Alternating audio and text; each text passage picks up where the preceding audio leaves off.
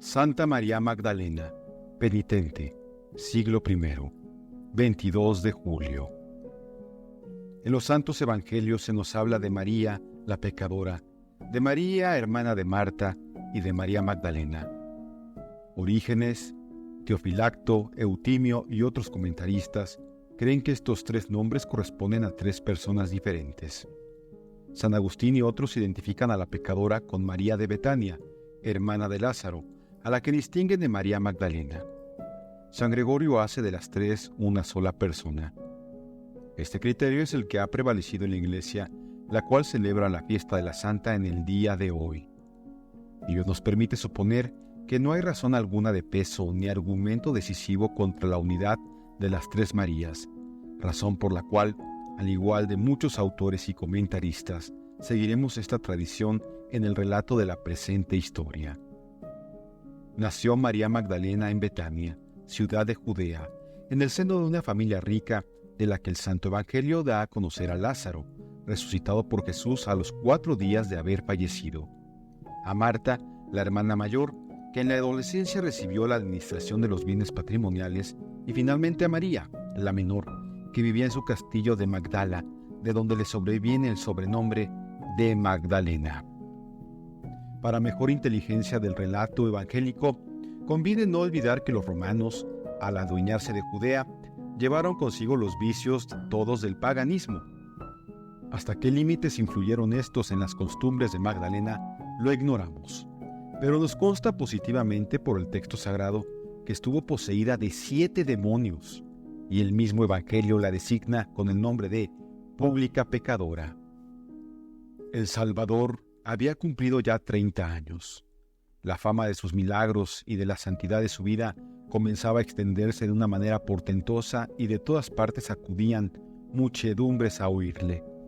El estrépito de los placeres del mundo no llegó a ser tan ensordecedor para María Magdalena que impidiera llegar a sus oídos las nuevas de la predicación del divino Mesías. Además, Lázaro y Marta, que ya eran discípulos muy adictos de Jesús, no cesaban de pedir a Dios para que convirtiera a su extraviada hermana. Pronto iban a ser aquellos deseos una dulce realidad. Magdalena, atormentada más por los remordimientos de su conciencia que por los espíritus inmundos que la tiranizaban, acudió también al nuevo profeta en busca de consuelo, y libertada por él del yugo infernal, creyó en el Mesías. Desconocemos los pormenores de su conversión, pero sin reparo podemos creer que, al oír la dulce invitación de Jesús, no vine por los justos, sino por los pecadores, el alma tierna y delicada de María Magdalena sintió los atractivos irresistibles del amor de Cristo y se determinó a seguir al que en adelante debía ser su maestro. En casa de Simón. Un fariseo llamado Simón quiso celebrar un banquete, probablemente en Cafarnaún, e invitó a Jesús para que le honrara con su presencia. Accedió amablemente el Salvador a aquella prueba de amistad, y he aquí que entró inesperadamente en la sala del festín una mujer que llevaba en las manos un vaso lleno de perfume delicioso. Era María Magdalena que, hollando el respeto humano, afrontaba varonilmente la indignación del rígido fariseo. Llegóse a Jesús como hierro atraído por poderoso imán, postróse a sus pies y comenzó a bañárselo simultáneamente con lágrimas de penitencia y perfumes de amor. Muy a mal llevó Simón la, a su parecer, intempestiva visita de la pecadora que con su presencia manchaba el honor de aquella casa. Ciertamente, pensaba entre sí, si este hombre fuese profeta, sabría quién es la mujer que le besa los pies. Leyó Cristo los pensamientos de Simón y volviéndose hacia él le dijo: Simón, una cosa tengo que decirte. Di, maestro, respondió él. Cierto acreedor tenía 2 deudores. Uno le debía 500 denarios y el otro 50. No teniendo ellos con qué pagar, perdonó a entre ambos la deuda. ¿Cuál de ellos le amará más? Maestro, respondió el fariseo, me parece que aquel a quien se perdonó más. Y díjole Jesús: has juzgado rectamente. Y volviéndose hacia la mujer, dijo a Simón: ¿ves a esta mujer? Yo entré en tu casa y no me has dado agua con que lavar mis pies, mas ésta los ha lavado con sus lágrimas y los ha enjugado con sus cabellos. Tú no me has dado el ósculo de paz, pero ésta, desde que llegó, no ha cesado de besar mis pies. Tú no has ungido con óleo mi cabeza, y está derramado sobre mis pies sus perfumes. Por todo lo cual te digo, que le son perdonados muchos de sus pecados, porque ha amado mucho. Doctrina sublime de exaltación del amor. No se puede describir la alegría que embargó el corazón de Magdalena al oír las absolutorias palabras del Redentor, pues que sólo la remisión de sus pecados buscaba en aquella visita. Resucitó su alma con resurrección más admirable que la que más tarde viera en la persona de su hermano Lázaro. Y en su nueva vida, dice San Bernardo, la penitente de Betania salvará más almas que perdiera la pecadora de Magdala.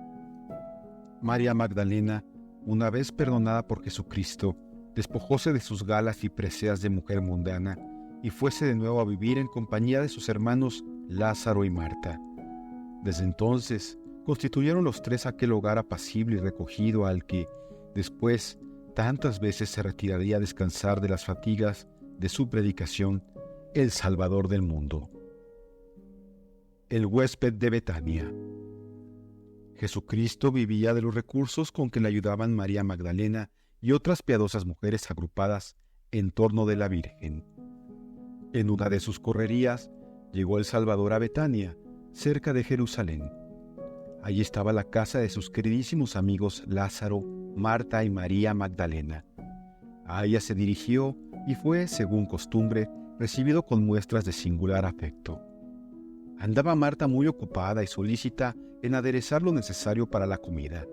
Por el contrario, María estábase devotamente sentada a los pies del Maestro, saboreando con deleitable atención el néctar de la divina palabra.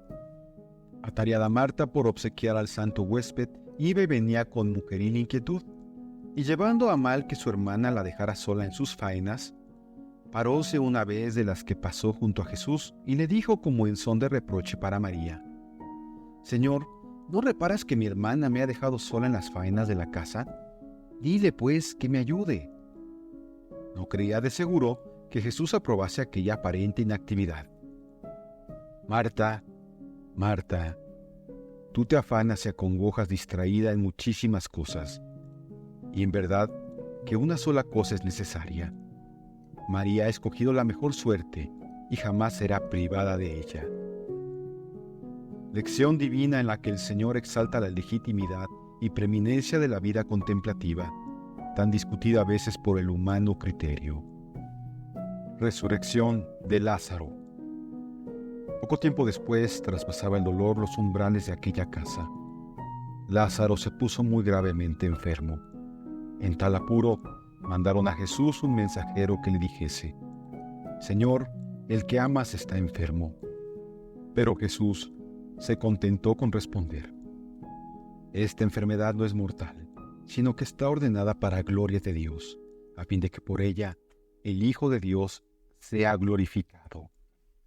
Y como los recursos de la ciencia son ineficaces cuando Dios ha determinado que el hombre muera, de nada o poco menos le sirvieron a Lázaro los solícitos cuidados de sus hermanas.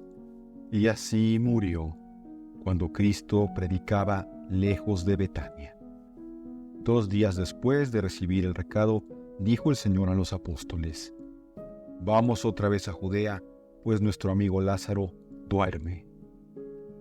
Marta supo antes que nadie la llegada del Salvador, y saliendo a su encuentro, echóse a sus pies llorando y dijo: «Señor, si hubieses estado aquí, mi hermano Lázaro no hubiera muerto, pero sé que Dios te concede cuanto le pides». María, llamada por el Salvador, acudió al instante y postrándose también como su hermana, exclamó: «Señor, si hubieses estado aquí, no habría muerto mi hermano». Y no pudo proseguir hablando porque el llanto anudaba su garganta. Enternecióse el misericordioso corazón de Jesús al contemplar aquella escena hasta el punto de estremecerse y gemir. «¿Dónde la habéis puesto?», preguntó. «Ven, Señor», le dijeron, «y lo verás».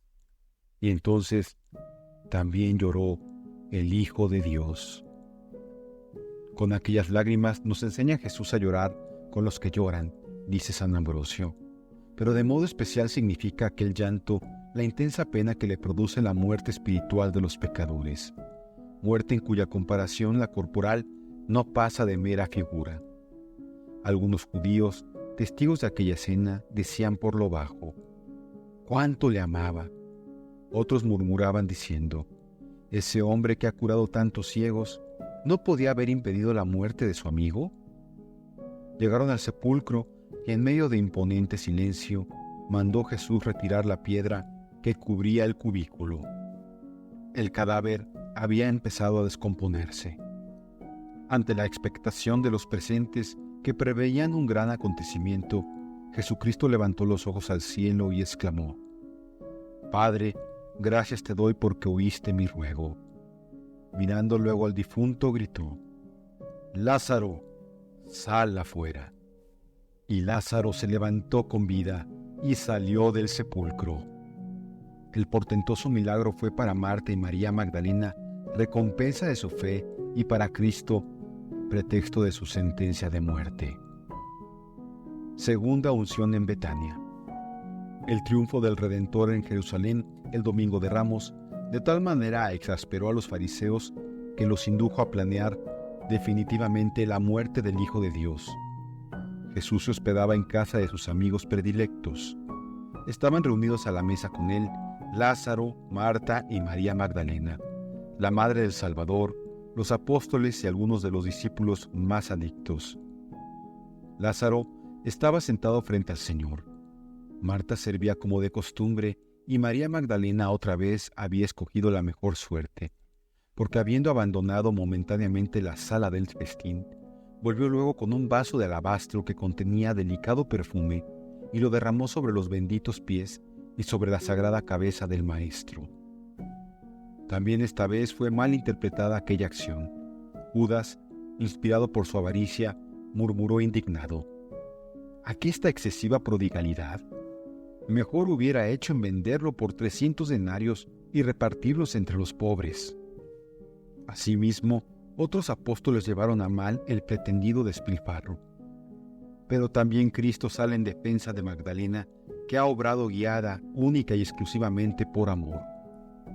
«¿Por qué amonestáis a esta mujer?», pregunta. «Lo que conmigo ha hecho, bien hecho está. Pues vosotros siempre tendréis pobres a vuestro lado, pero a mí no siempre me tendréis. Derramando sobre mi cuerpo ese nardo, se ha adelantado a ungir mi cuerpo para el día de la sepultura. Por todo ello os declaro en verdad que donde quiera que se predicare este evangelio, y lo será por todo el mundo, se referirá en honra suya lo que acaba de hacer».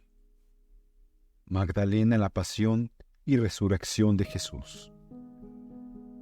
Pero donde el amor de Magdalena hacia Jesús se manifestó más intensamente, si cabe, fue en la pasión. En efecto, preso el Redentor, sus apóstoles le abandonan. Uno de ellos, Pedro, se turba ante una criada y le niega 3 veces.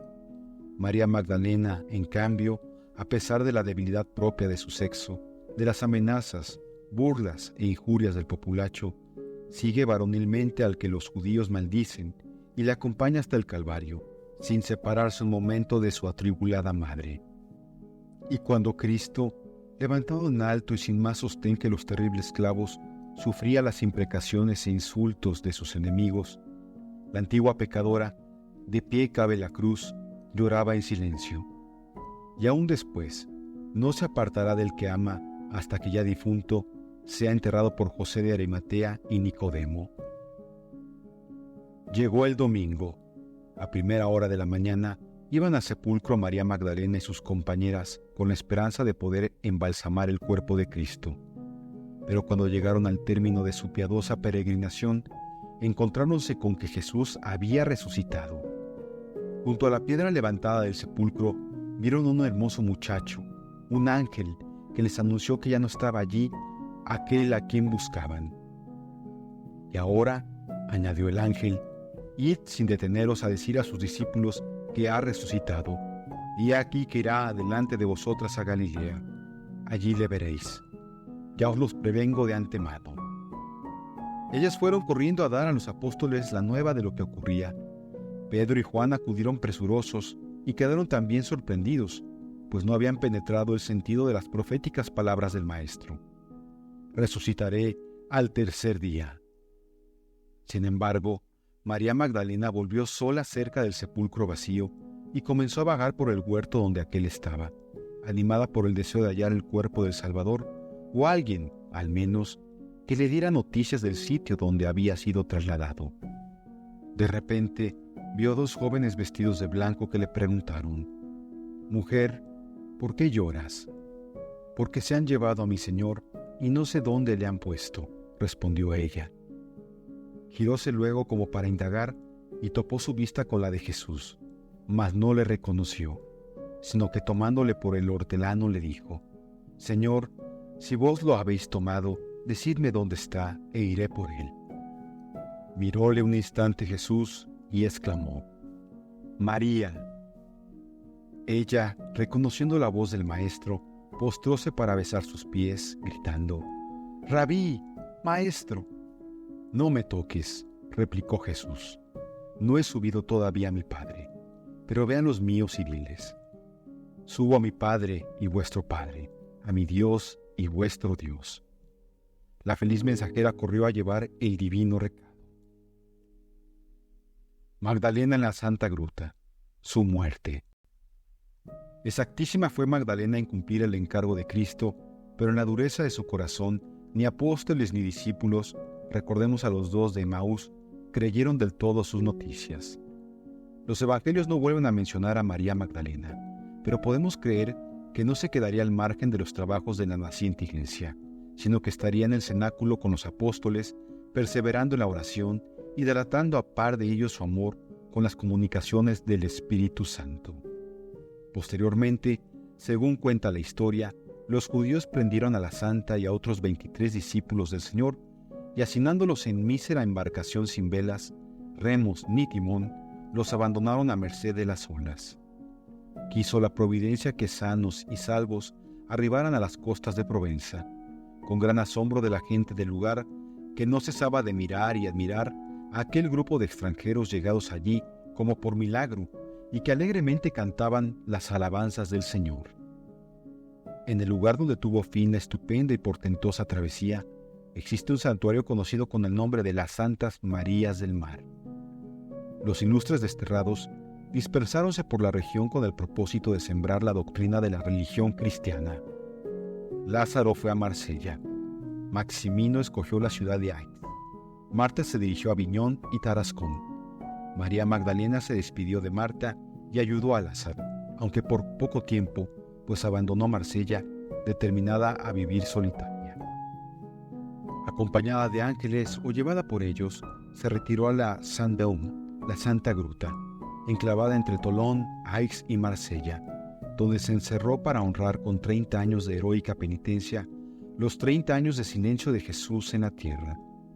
Allí comenzó y acabó la antigua pecadora aquella vida más angélica que humana, incomprensible a cuantos arrastra existencia carnal. Arrodillada en la gruta, con los brazos en alto y los ojos clavados en el cielo, pasaba los días y las noches, los meses y los años en la contemplación de Cristo, sentado a la diestra del Padre. En esa postura comulgó de manos de San Maximino el día de su bienaventurado tránsito de este mundo. Las reliquias. Los despojos mortales de la santa fueron encerrados en un mausoleo. En el siglo VIII, y por temor a los sarracenos, se llevaron a un lugar oculto para evitar posibles profanaciones. Con esta providencia, púsoselos a salvo, mas perdióse así su memoria, hasta que Carlos II, rey de Sicilia y conde de Provenza, sobrino de San Luis, dio con ellos en 1272. Por esta misma época, confióse la custodia de los lugares santificados por la penitencia a los religiosos de Santo Domingo. Estos construyeron una hermosa iglesia en el lugar denominado San Maximino. Vézelay, emplazado en los confines de Nivernais y Borgoña, disputa a San Maximino el honor de poseer el rico tesoro de las reliquias de la santa, consistentes tan solo en la venerada cabeza. Por espacio de varios siglos se veneró en la iglesia de la Magdalena el cuerpo de nuestra santa. Allí acudieron ingentes muchedumbres de devotas peregrinaciones. Allí predicó también San Bernardo la cruzada en 1146 ante Luis VII y los grandes del reino. En 1267 reconociéronse las reliquias en presencia de San Luis, ceremonia que tuvo como efecto el dar nuevo impulso a las peregrinaciones. La urna de Santa María Magdalena desapareció en el siglo XVI durante las guerras de religión causantes de tantos estragos y destrozos. Órdenes religiosas, culto popular. Santa María Magdalena ha sido honrada en todos los tiempos con culto especial por mujeres que, sin haberla imitado siempre en la vida desordenada, quieren seguir su ejemplo en la austera penitencia. Varias órdenes o monasterios llevan su nombre. En Alemania existen las religiosas penitentes de la Magdalena, que datan del siglo XI. Metz las tenía en el siglo XV. En el siglo XVIII se fundaron en París las Magdalenas. En esa corporación ingresaban las mujeres que luego de abandonar los vicios en que vivían, abrazaban la vida de perfección. Dirigiéronlas en un principio las religiosas de la Visitación. Luego encargáronse de ellas las Ursulinas, hasta que más tarde lo hicieron las monjas de San Miguel. Con ciertas reservas, desde luego, se admiten aún hoy día en algunas hermandades religiosas las Magdalenas arrepentidas, ganosas de expiar, apartadas del mundo, los desórdenes de su vida pasada. La iconografía de Santa María Magdalena es muy rica. Comúnmente se la representa con un vaso en la mano. Otras veces arrodillada teniendo cabe sí una calavera. No es raro verla comulgando milagrosamente o transportada al cielo por los ángeles. Además figura en la mayoría de los descendimientos de la cruz que nos han dejado pintores y escultores. La tienen por patrona los perfumistas, guanteros y hortelanos.